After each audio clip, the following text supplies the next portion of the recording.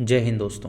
कैसे हैं आप लोग। तो आज हम बात करने वाले हैं साल 2024 में आई एक नेपाली डिस्टर्बिंग फिल्म पैरा स्त्री के बारे में। फिल्म की स्टार्टिंग में हमें एक कपल दिखाया जाता है जिनके नाम होते हैं विश्वास और आव्या। उन दोनों की शादी को बहुत साल हो गए थे और वो दोनों एक दूसरे से प्यार भी करते थे।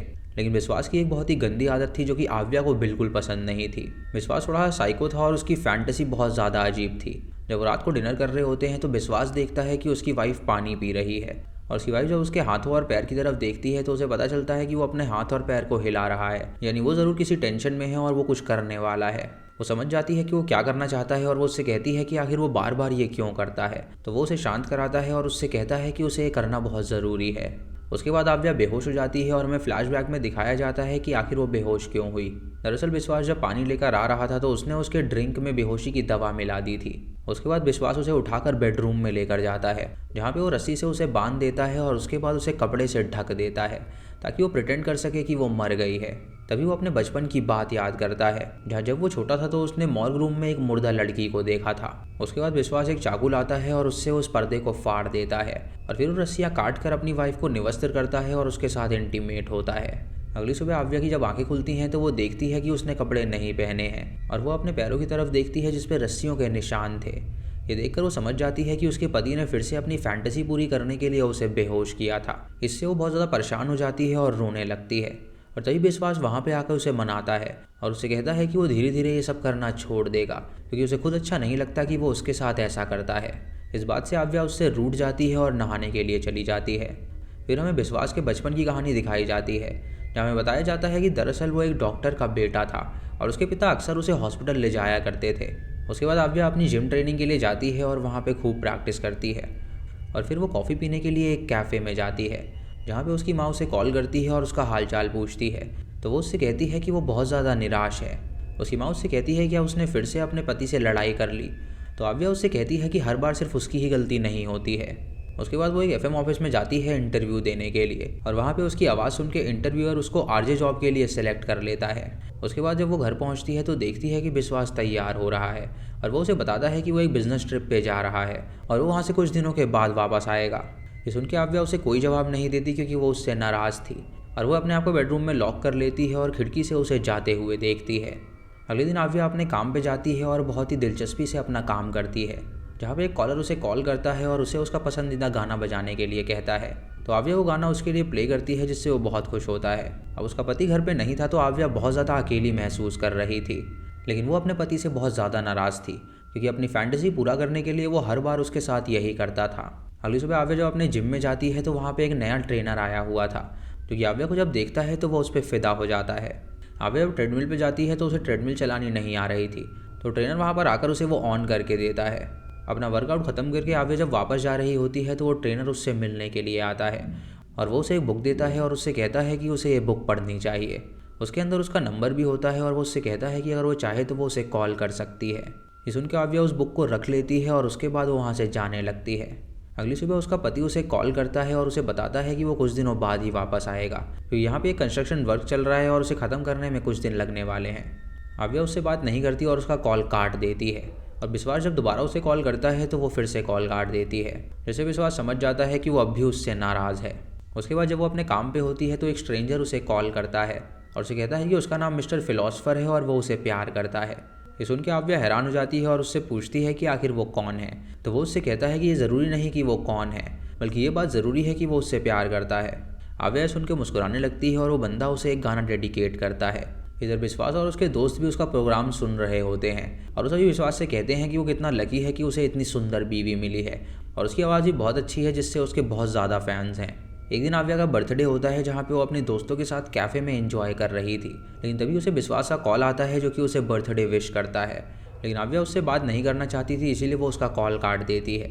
अगली सुबह आव्या जब अपने जिम में जाती है तो वो ट्रेनर उससे दोबारा बात करने के लिए आता है। उसे सारी एक्सरसाइज कराने लगता है और उससे कहता है कि उसका मिस्टर फिलोसफर कोई और नहीं बल्कि वही है। ये सुन के आव्या खुश हो जाती है क्योंकि उसे प्यार की नई उम्मीद नज़र आई थी। उसे लगने लगता है कि वो ट्रेनर उससे प्यार करता है इसीलिए वो ये सब कर रहा है। उसके बाद जब वो अपने घर में जाती है तो फिर से उसके पति का कॉल आता है जहाँ पे वो उसे डांट देती है और उससे कहती है कि आइंदा वो उसे कॉल ना करे। तभी उसका डोरबेल बजता है और जब वो बाहर जाती है तो वहाँ पे किसी को नहीं देखती। उसे अपने दरवाजे के सामने एक प्रेजेंट नज़र आता है और जब वो उसे खोलती है तो उसमें ढेर सारे फ्लावर्स थे। उन फ्लावर्स को देखकर वो खुश हो जाती है और उसे लगता है कि शायद विश्वास ने ये भेजा होगा।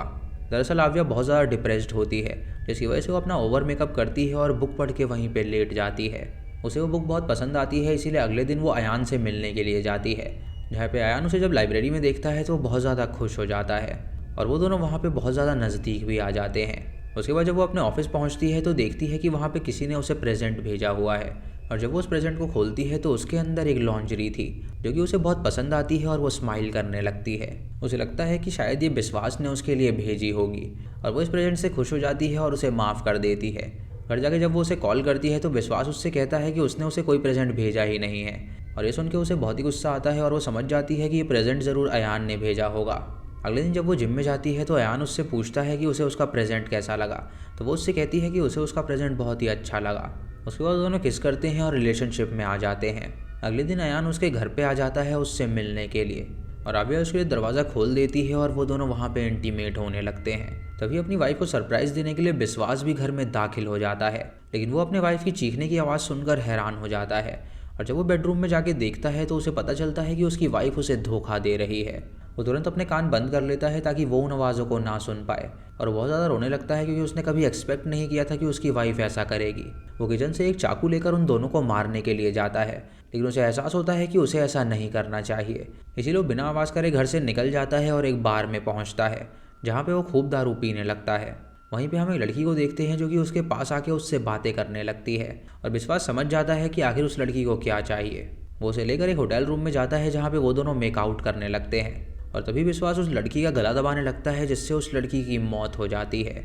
उसके बाद वो उसकी लाश के साथ इंटीमेट होता है, क्योंकि पहली बार उसे मौका मिला था किसी लाश के साथ इंटीमेट होने का, जो कि बचपन से ही उसकी फैंटेसी थी। अगली सुबह उसे रूम सर्विस का कॉल आता है, जो कि उसे बताते हैं कि अगर उसे ब्रेकफास्ट करना है तो 9 बजे तक ही वो सर्व कर पाएंगे। वो पूरी रात उस बिस्तर पे उसी लाश के साथ सोया था और उसे ज़रा भी डर नहीं लग रहा था। वो नीचे जाता है और अपना ब्रेकफास्ट एंजॉय करता है, और जब वो वहाँ से जाता है तो देखता है कि वहाँ पर चारों तरफ कैमराज लगे हुए हैं।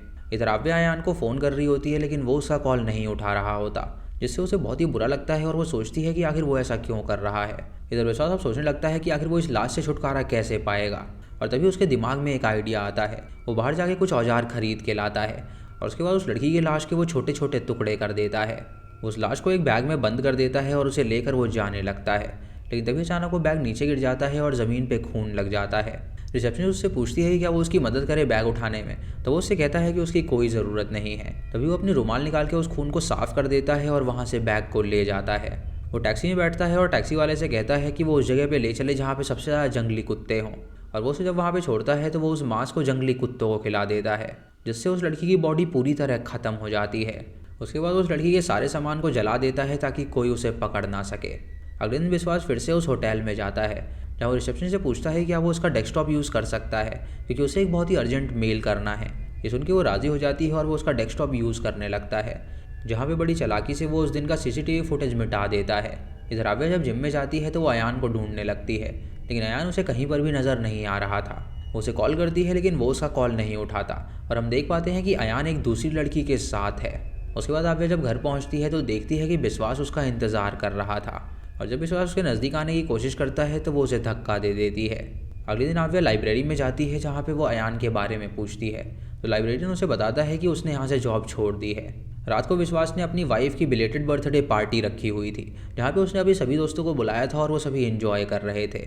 वहीं पे आव्या अयान को भी देखती है जो कि एक लड़की के साथ आया था, और वो उसे नीचे बुला के उससे पूछती है कि क्या वो उसे धोखा दे रहा है, तो वो उससे कहता है कि उनके बीच जो कुछ भी हुआ वो उसे भूल जाए, क्योंकि उसका इंटेंशन सिर्फ मस्ती करने का था। ये सुन के आव्या को बहुत बुरा लगता है और वो रोने लगती है, और विश्वास दूर से ये सब देख रहा होता है। रात को जब वो दोनों घर में होते हैं तो विश्वास किचन में जाता है, जहाँ से वो एक हथौड़ा लेकर आता है ताकि वो अपनी वाइफ को जान से मार सके, लेकिन वो अपने आप को कंट्रोल करता है और उसे नहीं मारता। अगले दिन आव्या अयान के घर जाती है जहाँ पे वो उससे भीख मांगती है कि वो उससे शादी कर ले, लेकिन अयान उससे कहता है कि उसकी शादी पहले से ही उस लड़की से तय हो गई है और वो उसे धोखा देकर उससे शादी नहीं कर सकता। अगले दिन आव्या अयान को कॉल करती है और उसे मिलने के लिए बुलाती है, और जब वो उस होटल में उससे मिलने के लिए आता है तो वो ज़बरदस्ती उसके साथ इंटीमेट होने लगती है। अयान उससे कहता है कि ये आखिरी बार था जब वो उससे मिलने आया है और इसके बाद वो उससे हरगिज़ मिलने नहीं आएगा। ये सुन के आव्या बहुत ज़्यादा रोने लगती है और वो अयान को पूरी तरह पाना चाहती थी। अगले दिन वो उस लड़की के घर पहुंच जाती है और उसे सारी बात बता देती है। वो उसे कुछ फ़ोटोज़ भी दिखाती है जहां वो अयान के साथ थी और उसे कहती है कि अयान ने उसे धोखा दिया है तो वो ये शादी ना करे।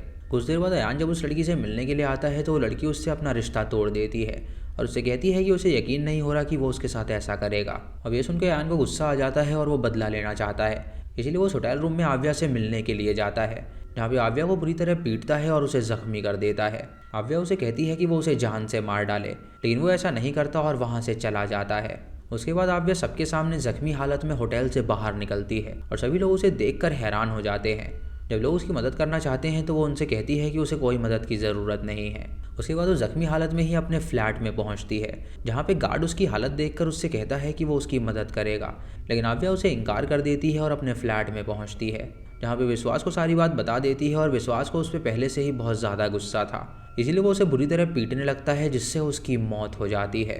तभी उनके गेट के बाहर गार्ड आता है और गेट खोलने के लिए कहता है, लेकिन विश्वास तुरंत अपने मुंह से खून साफ करता है और रोने का नाटक करता है और उसे कहता है कि उसकी बीवी यहाँ आते ही मर गई थी। ये देखकर पुलिस जब इस केस की छानबीन करती है तो सबूतों के बयां पर यह पता चलता है कि अयान ने उसे हॉस्पिटल में बुरी तरह पीटा था जिससे वो जख्मी हो गई थी और उन्हें लग रहा था कि ब्लड लॉस होने की वजह से घर में वो आके मर गई। और तुरंत अयान को गिरफ्तार कर लेते हैं और विश्वास अयान को देखने के लिए जाता है, जहाँ पे वो उसकी हालत देखकर मुस्कुराता है क्योंकि दरअसल उसका कत्ल उसने किया था और वो नाम अयान पर आ गया था। इसी के साथ ये मूवी यहीं पर ख़त्म हो जाती है। तो दोस्तों ये थी इस फिल्म की कहानी। आपको ये नेपाली डिस्टर्बिंग फिल्म कैसी लगी आप हमें कमेंट सेक्शन में ज़रूर बताइएगा। इस फिल्म में दिखाया गया है कि इंसान को कभी भी धोखा नहीं देना चाहिए, क्योंकि झूठ और धोखे का अंजाम सिर्फ और सिर्फ गलत ही होता है। तो दोस्तों ये थी आज की वीडियो। आपको ये वीडियो कैसी लगी आप हमें कमेंट सेक्शन में ज़रूर बताइएगा। चैनल पे नए हैं तो इसे सब्सक्राइब करें और बेल आइकॉन दबाएं नोटिफिकेशंस के लिए। और दोस्तों वीडियो को लाइक और शेयर करना बिल्कुल मत भूलिएगा। तो मैं मिलता हूँ आपको अगली वीडियो में, तब तक के लिए जय हिंद।